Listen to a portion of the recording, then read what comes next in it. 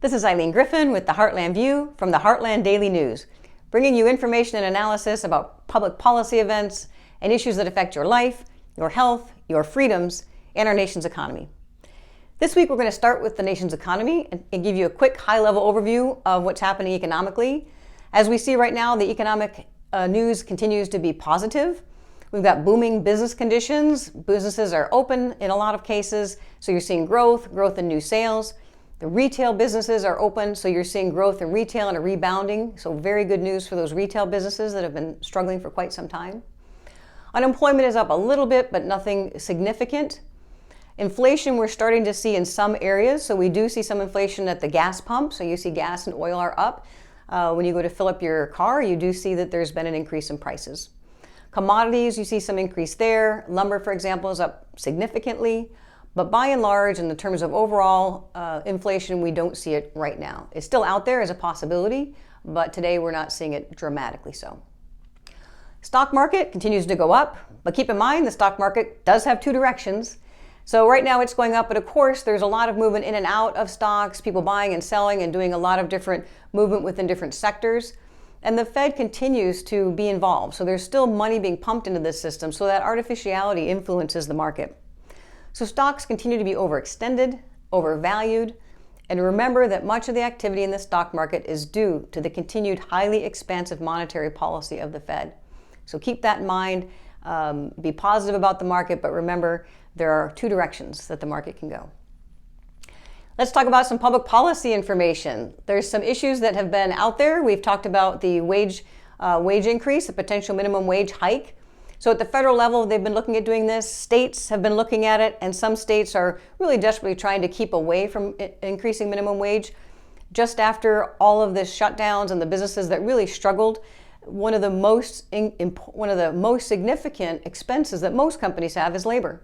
So for labor costs to dramatically increase overnight with the change in law could really be detrimental. So many states are working on this. New Hampshire, for example, was able to hold off an attempt to increase the minimum wage and successfully do so within their legislature.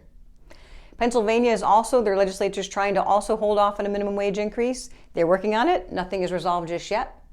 There's many states that are also trying to deal with this and looking at the minimum wage and what they should or shouldn't do to increase or not increase, at the same time trying to protect their businesses and their ability to grow, particularly after this difficult year. So it's important, it's an interesting issue, we'll keep you updated. Now, of course, it doesn't really matter what the minimum wage is if you don't actually have a job. So, a sad story out of Pennsylvania, the first time that state has seen a loss of a manufacturing company since the new administration took over. So this is the Apvion Incorporated paper plant that's been in business for 155 years, providing jobs for that community for all that time. So now they're looking at 290 job losses when this company closes. 250 of those jobs are actually union jobs, and that union endorsed candidate Joe Biden in 2020. So it's interesting to note that. Also, as we're seeing this trend continue, there are other unions that did endorse Joe Biden that are also seeing some impact. So we saw recently the Ford Motor Company decided to move their development of some cars to Mexico and away from Ohio. This is the reversing of the trend that happened under the Trump administration, where the intent was to try and bring companies back and these good jobs for Americans to have, so Americans could earn these good wages in these manufacturing roles. The people at the Apvion paper plant had some concerns or some suspicions about why this company was being sold. And they believe that it's possibly due to the fact that there's going to be some extensive new regulations enforced and require compliance for climate change.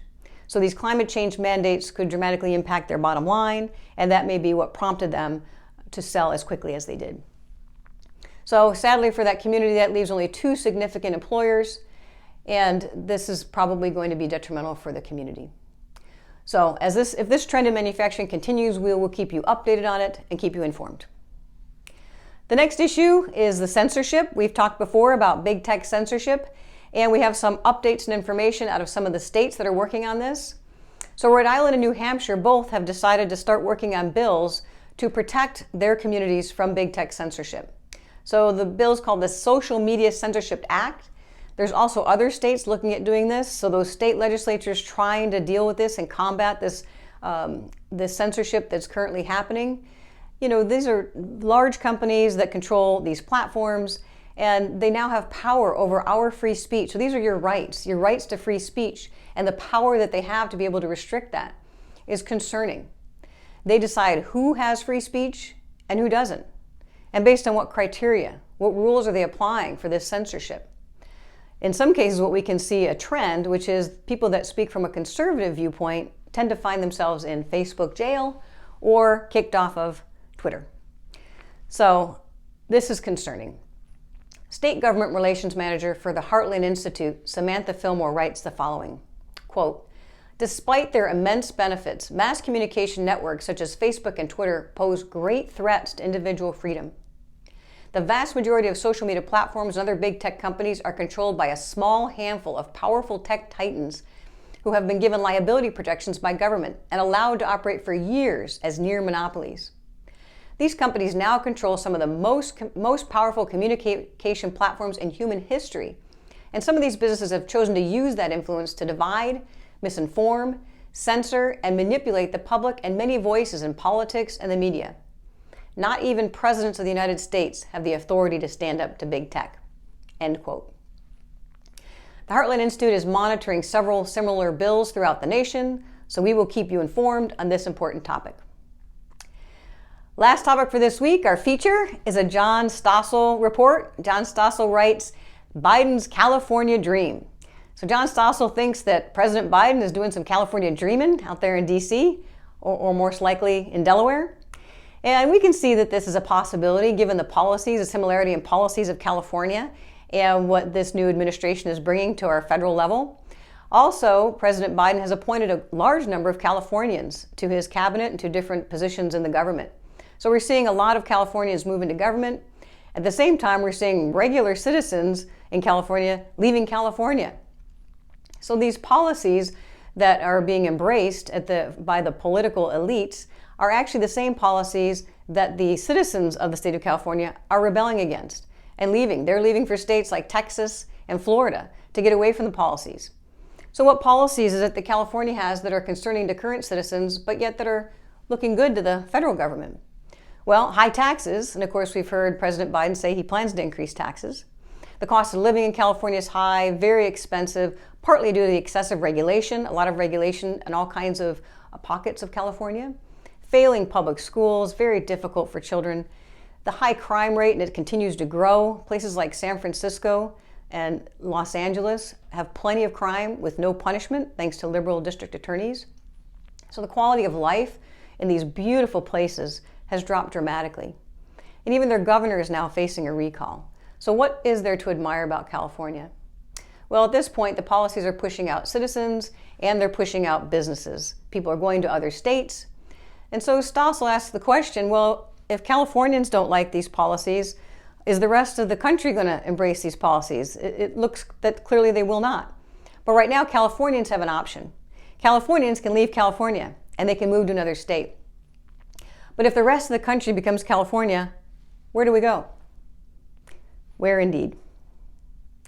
So that's it. That's the Heartland View for this week. I hope you enjoyed it.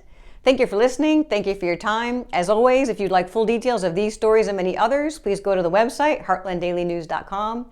And if you'd like to support the organization that's working on these freedoms and these issues and trying to keep you informed, please go to heartland.org. We appreciate your time. Have a great week.